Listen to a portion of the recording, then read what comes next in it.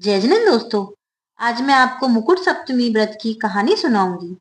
यह कहानी दो बहनों की है जिनका नाम है मुकुट सेकरी और विधि सेकरी और उनके पिता हस्तिनापुर के राजा थे। इन दोनों बहनों में बहुत ही गहरी दोस्ती थी।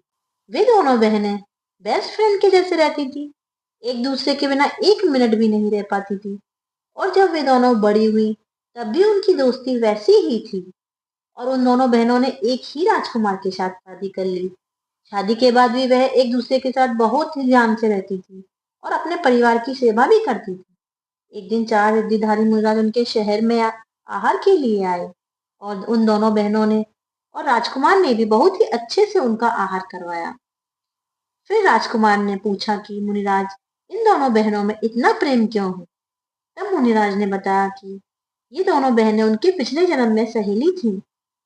तब भी यह साथ साथ खाती थी, साथ साथ खेलती थी और साथ साथ मंदिर जाती थी और मुनिराज को आहार भी देती थी, जिसमें से एक का नाम था जिनमती और दूसरी का नाम था बनमती।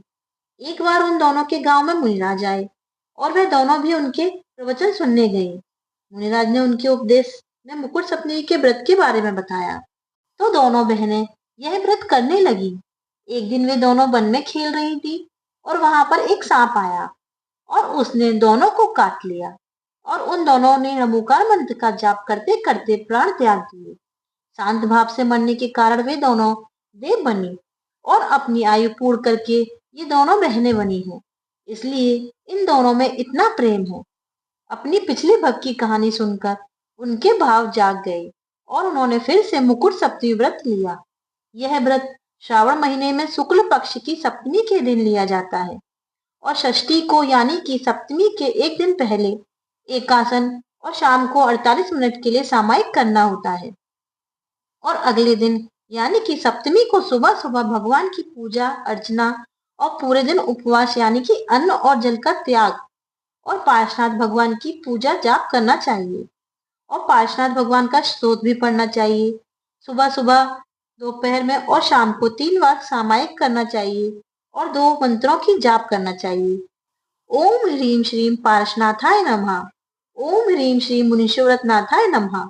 उनके बाद अष्टमी को सुबह मंदिर में पूजा करके एकाशन करना चाहिए। इस प्रकार से 7 साल तक यह उपवास किया जाता है। दोनों बहनों ने इसी प्रकार 7 साल तक व्रत किया और व्रत का उद्यापन दान भी किया।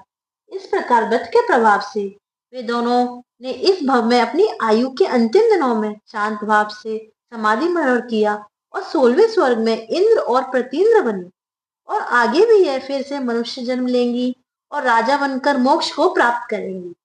देखा मुकुट सप्तमी व्रत का प्रभाव। हमें भी दोनों बहनों की तरह यह व्रत करना चाहिए। बोले मुकुट सप्तमी महाव्रत की जय। बोले पार्शनाथ भगवान की जय।